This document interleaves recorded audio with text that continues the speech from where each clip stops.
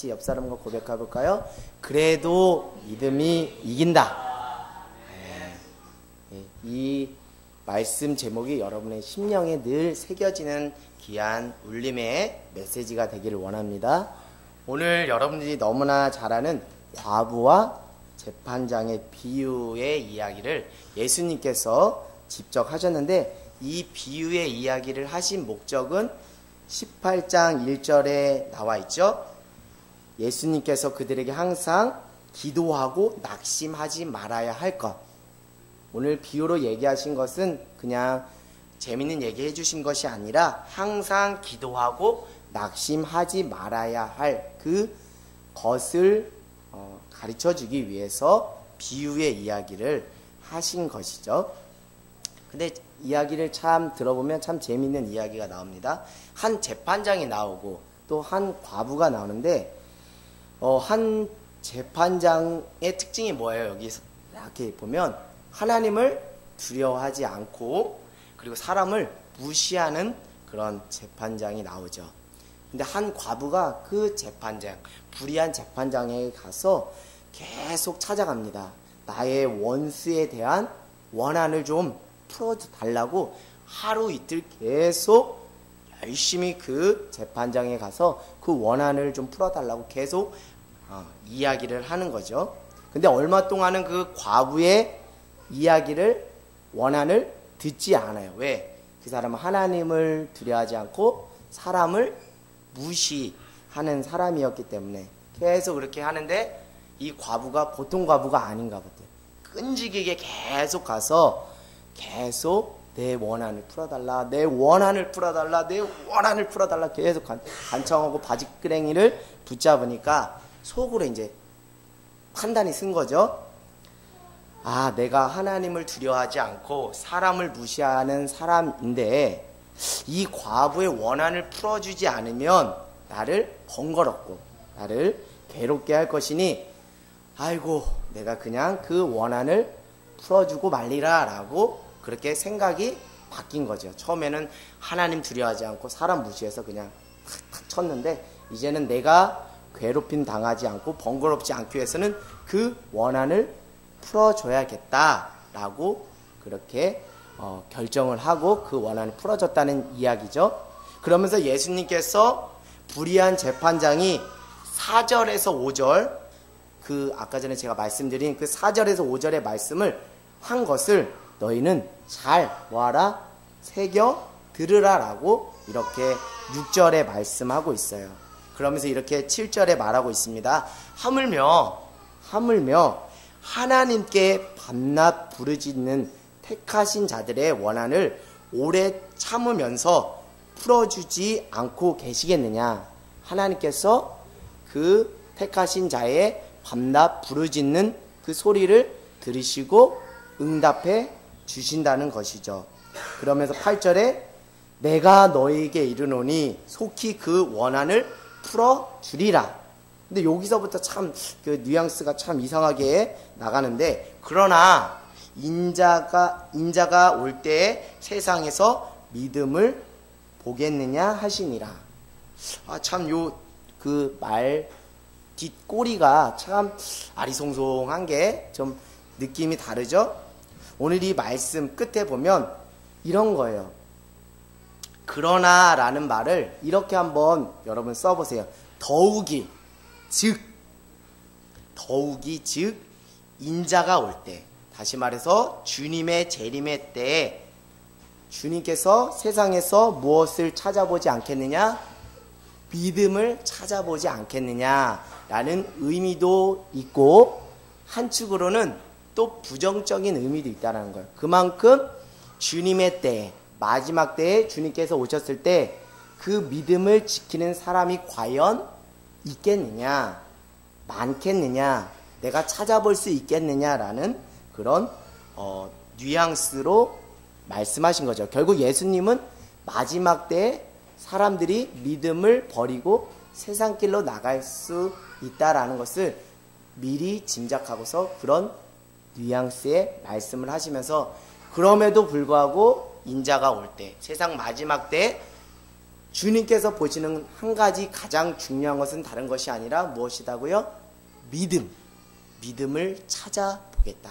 그런데 그 믿음을 찾는데 그 믿음에 합한 사람이 많지 않을 것이라는 것을 염두하고서 이런 뉘앙스로 말씀을 하시는 것이죠. 자, 오늘 8장 1절에 보면 예수님께서 무엇으로 시작한 거예요? 8장 1절 한번 보겠습니다.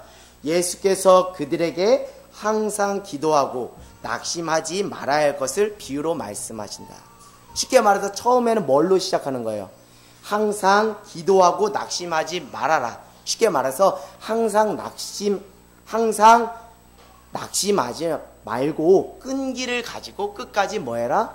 기도해라 라는 그 메시지를 비유로 말씀하시는데 끝에는 뭐로 마무리되는 거예요?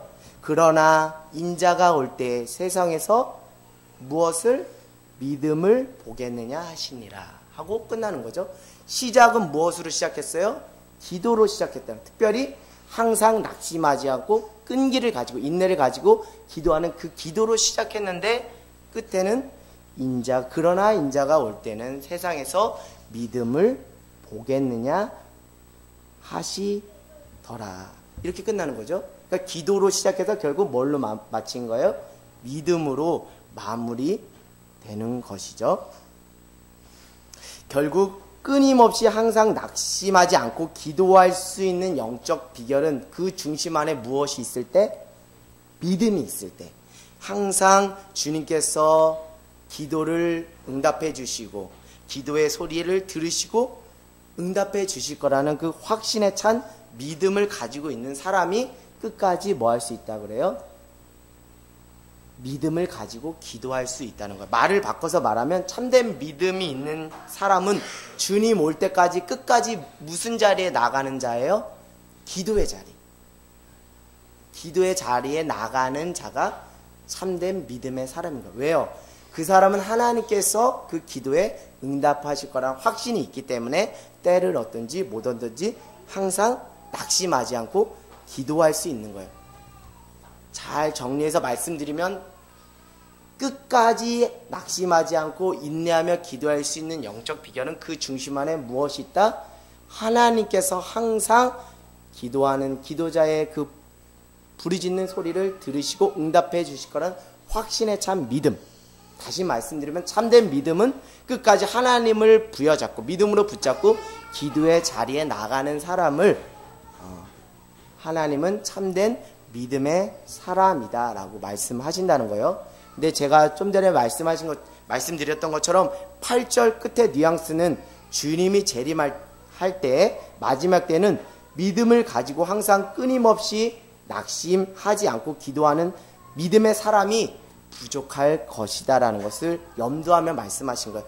많지 않을 것이라는 것을 염두하시면서 예수님께서 말씀을 하신 거예요.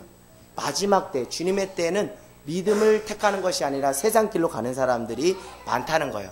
그러나 다만 여러분에게 간절히 간곡하게 부탁하기로는 주님의 때, 마지막 때 여러분들은 끝까지 믿음을 지켜서 기도의 자리에서 주님을 만나는 귀한 은혜가 있기를 원합니다. 끝까지 주님의 때, 마지막 때, 내가 주님 나라 갈 때 끝까지 믿음을 지켜서 그래 너는 믿음의 사람이구나, 내가 너의 믿음을 인정하겠다라고 칭찬받는 귀한 믿음의 하늘 땅 식구 한 사람 한 사람이 되기를 주님으로 간절히 부탁드리고 소망합니다. 예수님께서는 8절에 주님의 재림의 때에 과연 그 믿음을 지킬 사람이 얼마나 되겠느냐라는 어떤 좀 부정적인 뉘앙스가 섞인 염두하시면서 그런 말씀을 하신 거예요. 결국 마지막 때에는 무엇을 지키는 싸움이 치열하게 전개된다고요? 내가 믿을 것인가? 내가 하나님을 믿을 것인가? 내가 믿지 않을 것인가? 내가 세상을 따를 것인가? 세상을 주인으로 삼지 않고 하나님을 주인으로 삼을 것인가? 결국 믿음의 싸움이 마지막 때에는 아주 치열하게 이루어진다는 것이죠. 그래서 그 믿음의 싸움 가운데서 여러분들이 승리해서 믿음의 사람이라고 다 칭찬받고 인정받는 귀한 은혜가 있기를 원합니다. 여러분 근데 우리 좀 심도 있게 진지하게 한번 이야기를 나눠볼 거예요. 결론은 그거잖아요. 마지막 때까지 무엇을 지키는 게 관건이라고요? 믿음을 지켜서 끝까지 기도의 자리에서 마지막 때 주님 나라 갈 때까지 기도의 자리에서 우리 주님을 만나는 게 관건이거든요. 그런 자가 구원을 받거든요. 근데 무슨 힘으로, 무슨 능력으로 끝까지 그 믿음을 지킬 수 있겠냐는 거예요. 그것을 우리가 한번 질문 던져볼 수 있지 않겠어요? 결국 어떻게 해야, 내가 어떻게 해야 끝까지 믿음을 지킬 수 있는지, 그 영적인 원리와 비결을 깨닫고 그것에 순종하고 그것을 따라 실천하는 삶이 중요하다는 거예요. 자, 여러분, 근데 믿음을 지키는 것은 복잡한 것 같지만 아주 심플하고 단순한 것입니다. 자, 우리 3절을 한번 볼까요? 2절부터 한번 볼까요? 자, 같이 읽어볼까요? 이르시되 어떤 도시에 하나님을 두려워하지 않고 사람을 무시하는 재판장이 있는데, 하나님 두려워하지 않고 사람을 무시하는 재판장이 있는데, 3절에 그 도시에 한 과부가 있어 자주 그에게 가서 내 원수에 대한 나의 원한을 풀어주소서 하되, 4절이 중요합니다. 그가 얼마 동안 듣지 않다가 후에 속으로 생각하되 내가 하나님을 두려워하지 않고 사람을 무시하나 이 과부가 나를 번거롭게 하니 내가 그 원한을 풀어주리라. 그렇지 않으면 늘 와서 나를 괴롭게 하리라 하였느니라. 아멘. 여러분, 끝까지 우리가 믿음을 지키는 것이 지금 관건인데 그 영적 비결에 대해서 지금 얘기를 해주고 있어요. 2절부터 5절에. 자, 여러분, 듣는 마음, 듣는 자가 믿음을 끝까지 지킬 수 있는 거예요. 할렐루야. 지금 재판장은 하나님을 두려워하지 않고 사람을 무시하니까 뭐 하질 않아요? 듣질 않아요. 듣질 않아요. 마치 내 모습을 보는 것 같아요. 하나님께서 계속 한 과부의 역할을 택하신, 한 과부와 같은 사람들을 택하셔서 사람을 통해서, 또 환경을 통해서, 목회자를 통해서, 또 직접적으로 말씀을 통해서 계속 한 과부가 끈질기게 내 원한을 풀어주세요, 내 원한을 풀어주세요 라고 같은 메시지를 전함에도 불구하고 하나님을 두려워하지 않고 사람을 무시함으로 듣질 않아요. 우리가 그렇게 살았던 거예요. 내가 그렇게 살았던 거예요. 그런 불의한 재판장과 같은 듣지 않는 마음의 상태를 가지고 산다면 우리 안에 믿음이 생길 수 있고 그 믿음을 끝까지 지킬 수 있냐는 거예요. 저는 오늘 다른 것이 아니라 듣는 마음, 듣는 자세, 듣는 태도, 이 듣는 자가 돼야지 믿음이 생기고 끝까지 주님 나라 갈 때까지, 주님이 우리 마지막 때 오실 때까지 그 믿음을 지킬 수 있다는 거예요. 결국 들어야 합니다. 주님의 음성을 들어야 돼요. 그래야 믿음이 생기고 믿음을 지킬 수가 있는 거예요. 자, 3절에서 5절에 한 과부가 계속 불의한 재판장에게 원한을 말하지만 듣지 않다가 결국에는 자신을 괴롭게 할 것이 두려워서 듣게 되는 거예요. 제가 그런 사람의 대표적인 사람이고 또 우리가 그런 거예요. 하나님께서 말씀을 하신 거, 하나님께서 오래 참으시면서 똑같이 나에게 바라시는 소원에 대해서 어떤 사람을 들어서든지 어떤 환경을 통해서든지 자꾸 말씀하시는 거. 얘야, 그렇게 살면 안 돼. 너 자꾸 양무리의 울타리를 넘어가면 안 돼. 그럼 너 죽어. 그러면 안 돼 하면서 자꾸 이렇게 하거든요. 근데 우리가 안 들어요. 그러면 믿음이 생길 수도 없고 믿음이 들어갈 수도 없어요. 오늘 주님의 나라 갈 때까지, 주님을 만날 때까지 어떤 방식과 어떤 채널을 통해서 주님께서 나에게 말씀하실지는 모르겠지만 그것이 하나님의 음성으로 들려지는 귀한 은혜가 있기를 원합니다. 사람이 말했다 할지라도 영적인 더듬이를 가지고 보면 사람의 육신의 생각이 아닌 하나님의 음성으로 들리는 귀한 은혜가 있을 줄 믿습니다. 저는 오늘 3절부터 5절의 말씀에서 등장한 한 과부의 소리가 하나님의 음성임을 깨닫고 하나님을 두려워하고 사람을 존중하며 주변 사람을 통해 들려지는 하나님의 음성을 듣기를 원합니다. 그런 자가 믿음이 생기고 그런 자가 끝까지 믿음을 지키고 그런 자가 끝까지 기도의 자리를 지킬 수가 있는 거예요. 우리는 믿음이 있다고 하면서 불의한 재판장처럼 사람을 통해 말씀하시는 하나님의 음성을 듣지 못할 때가 많이 있어요. 그런 믿음이 들어갈 수가 없어요. 아무리 좋은 말씀을 주어도 마음의 밭이 준비되지 않으면 믿음이 생길 수도 없고 들어갈 수도 없고 끝까지 지킬 수가 없어요. 오늘 잘 한번 들어보세요. 오늘 하나님께서 오늘 말씀처럼 한 과부와 같은 역할을 하는 사람들을 여러분 주변에 세웠다는 생각이 들지 않으세요? 그런 깨달음이 오지 않으세요? 그 사람들을 세워서 하나님은 지금도 당신의 메시지를 전하는 거예요. 당신의 뜻을 전하는 거예요. 당신의 음성을 전하는 거예요. 그런데 한두 번에서 안 듣는 거예요. 그러니까 하나님께서 오래 참으시면서 말씀하고 계시는 거예요. 그 하나님의 음성이 들려지는 귀한 은혜가 있기를 원합니다. 그 주변 사람들의 소리를 이제는 하나님의 음성으로 듣는 은혜가 있기를 원합니다. 우리가 간혹가다 그러잖아요. 너무 잔소리가 많아요. 잔소리 하지 마세요. 또 자존심 상하는 소리 들으면 또 그게 참 참기가 힘들잖아요. 잔소리로 또 자존심 상하는 소리로 우리가 육신적으로는 들을 수 있지만 그것조차도 하나님께서 나를 고쳐가고 나를 빚으시고 나를 만져가기 위한 하나님의 계획과 섭리라는 것을 보고 그것이 하나님의 음성이었구나라는 것을 듣는 귀한 은혜가 우리 안에 있기를 원합니다. 예전에 학교에서 근무할 때 동료 선생님이 저에게 해주신 이야기가 저에게 정말 아직도 마음에 남아요. 학생들이 지각을 많이 하잖아요. 보통 우리 지연아 오늘 요즘에 학교는 몇 시까지 등교해야 되니? 8시 40분인데 아이들이 8시 50분에도 오고 55분에도 오고 59분에도 오고 9시 2분에도 오고 그러면서 이제 지각에 걸리는 애들이 생기잖아요. 그러면 이제 지각한 애들을 쭈루루루 불러서 야, 너 왜 이렇게 지각을 하니? 맨날 밥 먹듯이 지각하니? 라고 교사가 이렇게 훈계하는 쪽으로 말하면 아이들이 대부분 이렇게 말해요. 선생님, 제가 일찍 나왔거든요. 근데 버스가 오늘따라 늦게 나오더라고요. 그럼 또 선생님 뭐라고 야, 너는 어제도 버스 늦었다고 그러고 또 오늘도 맨날 버스가 늦냐? 라면서 선생님이 이렇게 말하죠. 그러니까 일찍 나오란 말이야. 일찍 일어나서 일찍 버스를 타면 될 거 아니야? 라고 말을 하는 거죠. 이게 보통 저도 학교에서 근무할 때 그렇게 얘기했고 보통의 선생님들이 그렇게 말씀하실 거라 생각을 합니다. 그런데 여러분, 그 선생님이 이렇게 저에게 얘기를 해주는 거예요. 학생들이 버스가 늦어서 오늘 늦게 왔어요 라는 이 말이 아이들 딴에는, 학생들 딴에는 선생님 저 오늘 지각해서 뭐예요? 죄송하고 미안해요 라는 그 마음의 표현을 그런 식으로 한다는 거예요.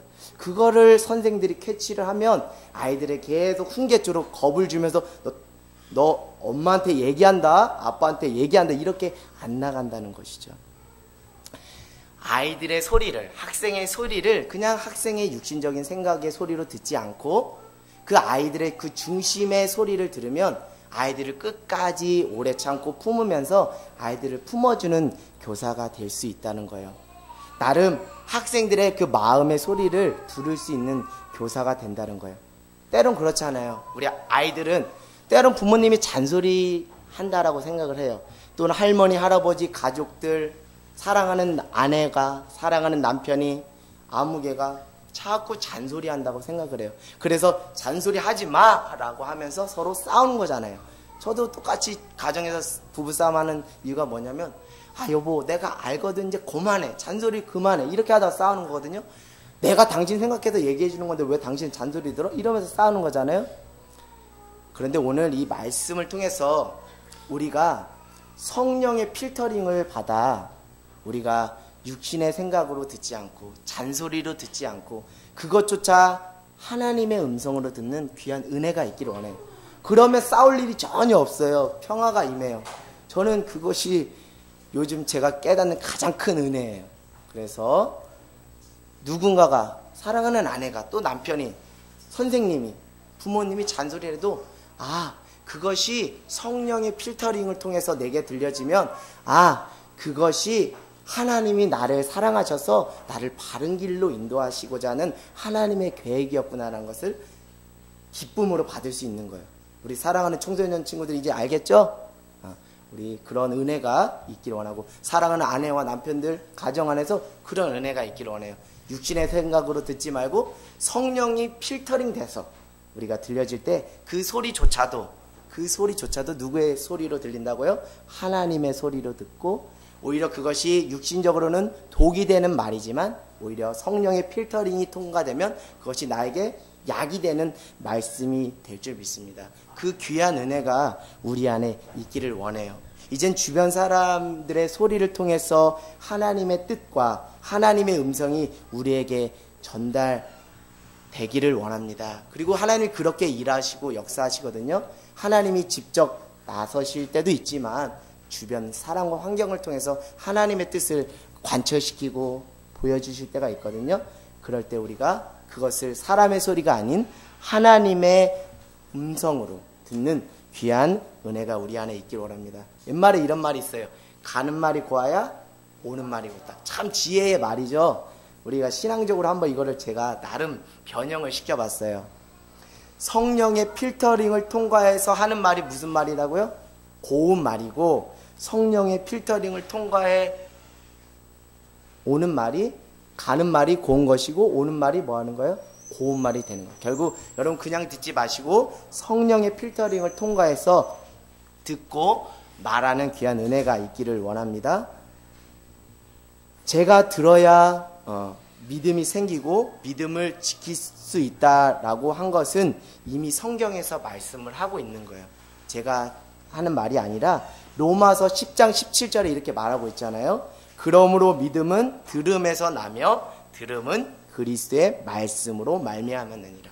결국 믿음이라는 것은, 믿음의 시작은 듣는 거에서부터 시작하는 거예요. 듣는 마음, 듣는 자세, 듣는 태도가 있을 때 우리 안에 믿음이 싹트고 믿음이 자라고, 그 믿음을 마지막 때 주님 나라 갈 때까지 지킬 수 있는 거예요. 그래서 오늘도 말씀을 통해서, 사람들을 통해서, 환경을 통해서 자꾸 들려지는 하나님의 음성을 우리가 듣고 살아가는 귀한 은혜가 있기를 원합니다. 간혹가다 그런 분이 있어요. 나는 공동체가 필요 없어요. 나는 하나님과 1대1을 교통하기 때문에 나는 교회는 필요 없고 나는 개인적으로 신앙생활 할래요 라고 하는 사람들이 있어요. 그런 사람이 있어요. 자, 근데 그럼에도 불구하고 왜 주님께서 주님의 피값, 예수님의 피값으로 세운 교회를 세우시고 왜 교회 공동체에 나와서 예배하게 했냐는 거예요. 그것은 다른 것이 아니라 이 교회는, 이 주님의 피값으로 세운 교회는 무엇이 선포되는 곳이에요? 하나님의 말씀이 선포되는 말씀의 전이거든요. 그렇기 때문에 말씀의 자리인 교회에 나와야 믿음이 생기고 믿음을 지킬 수 있는 거예요. 우리가 생각적으로는, 이론적으로는 혼자 믿음 생활 잘 할 수 있을 거야. 공동체가 없어도 믿음 생활 잘 할 것 같다라고 생각할 거야. 왜요? 내가 꼴 보기 싫은 집사님도 안 봐도 되고, 내가 불편을 감수하면서도 신앙생활 하지도 않아도 되고, 그냥 편안하게 나하고 하나님과 1대1 관계를 할 수 있다라고 생각을 하지만, 절대 그것은 생각으로는 가능할지 몰라도 실상은 그렇지가 않아요. 제가 신앙생활을 오산 와서 교회를 정하지 못하고 한 2, 3년을 방황해 보니까 있던 믿음이 자꾸 어떻게 되는 거예요? 떨어지는 거예요. 왜요? 예배 시간에 정확하게 나가서 말씀 듣지 못하고 설교를 듣지 못하니까 있던 믿음이 자꾸 떨어지면서 내 안에 자꾸 뭐 하는 거예요? 허용되는 거예요. 아, 예배 11시 예배에 안 가고 2시 예배 가도 되지. 아니야, 2시 예배 안 가고 저녁 예배 가도 되지. 뭐 그렇게 바뀌더라고요. 그러다가 나중에 어떻게 되는 줄 알아요? 말씀을 그냥 교회 안 가고 내가 집에서 그냥 말씀 한 구절 읽고 나 예배 드렸다라고 하면서 그렇게 신앙생활을 하더라고요. 그걸 보면서 믿음이 자꾸 떨어지는 거예요. 그래서 이거 안 되겠다 싶어서 그때부터 정신을 차리고 기도하면서 하나님, 제가 섬길 수 있는 교회를 허락해 주세요 라고 해서 그때부터 믿음이 다시 회복되고 믿음이 자란 거예요. 결국 여러분, 공동체적인 그 예배가 그만큼 중요한 거예요. 여기서 하나님의 말씀이 선포되고 이 말씀을 들음으로 우리가 믿음이 생기고 믿음이 자라기 때문인 줄 믿습니다. 우리는 오늘 그 불의한 재판장처럼 처음에는 하나님을 두려워하지 않고 사람을 무시하면서 하나님의 음성 듣기를 거부했던 모습들이 우리 안에 있을 거예요. 그러나 나중에 한 과부의 원한을 들어주는 재판장으로 바뀌었던 것처럼 이제는 하나님의 음성이 들려지는 귀한 은혜로 우리의 인생이 바뀌는 귀한 은혜가 우리 안에 있기를 원합니다. 여러분, 근데 여러분 오늘 결과론적으로 보면 한 과부의 원한이 풀렸어요? 안 풀렸어요? 풀렸어요. 과정은 참 우리가 담고 싶은 과정인 그 결과인데 그 결과 이전의 과정을 보면 참 눈물딱하다 하는 생각 안 드세요?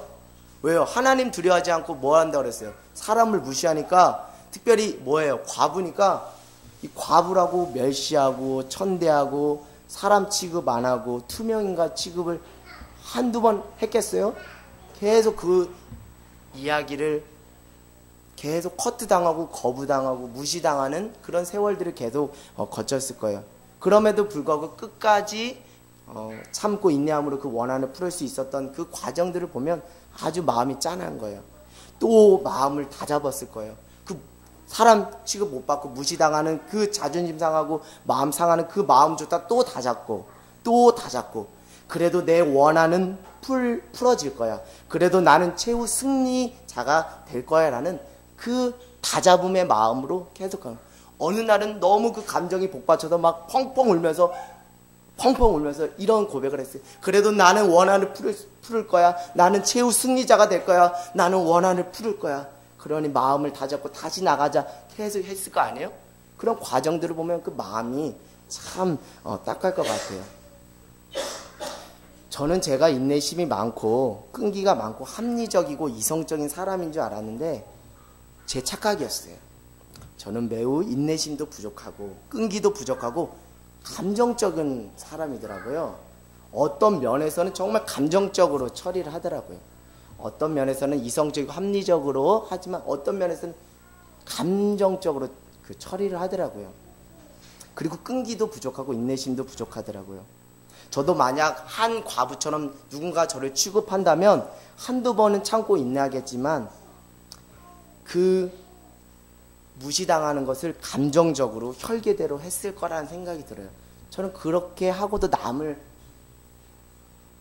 수 있는 사람이거든요. 그런 여지가 충분히 있는 사람이거든요. 그럼에도 불구하고 한 과부는 이런 감정과 이런 육신의 혈기를 다스리면서 끝까지 인내하며 원한을 풀어달라고, 내 원한은 풀릴 거야, 나는 최후 승리를 할 거야, 그러면서 혼자 집에서 서럽게 울면서까지 나의 원한은 풀어질 거야, 수백 번 수천 번 마음을 다잡고 되새기면서 나의 원한은 풀릴 거야, 나는 최후 승리를 할 거야 계속 했을 거라는 거예요. 그 과정을 보면 참 정말 딱하다라는 것이죠. 여러분, 사랑하는 여러분, 그래도 믿음은 이깁니다. 할렐루야. 그래도 믿음은 이깁니다. 할렐루야. 오늘 한 과부가 마음을 다잡고 또 마음을 다잡고 그래도 나는 원한이 풀려질 거야, 나는 최후 승리를 할 거야 라고 마음을 다잡았듯이 여러분 무엇으로 여러분의 마음을 다잡기를 원하십니까? 학교에서, 직장에서, 주변 사람들로부터 사람 취급 받지 못하고, 혹 내가 예수 믿는 것 때문에 사람들은 예수쟁이라고 나의 믿음을 조롱하고, 어떻게 보면 끝까지 회식 자리에서 나는 끝까지 예수님을 믿기 때문에 나는 술을 먹지 않습니다, 나는 믿음의 결단을 했습니다 라고 말했을 때 그 사람들이 그래 당신 믿음의 사람이라고 칭찬은 고사하고, 너는 그렇게 꼴통 예수냐 예수쟁이냐 이렇게 여러분들의 믿음을 무시할 때 여러분 그 무시당함을, 그 상한 마음을 여러분 어떻게 컨트롤하고 다스리세요? 저는 오늘 여러분의 마음에 그래도 믿음이 이긴다, 그 고백이 우리 안에 있기를 원합니다. 그래도 세상이 뭐라 해도, 세상이 나를 속일지라도 그래도 믿음을 가진 자가 최후 승리를 할 것이다, 그 믿음이 우리 안에 있기를 원합니다.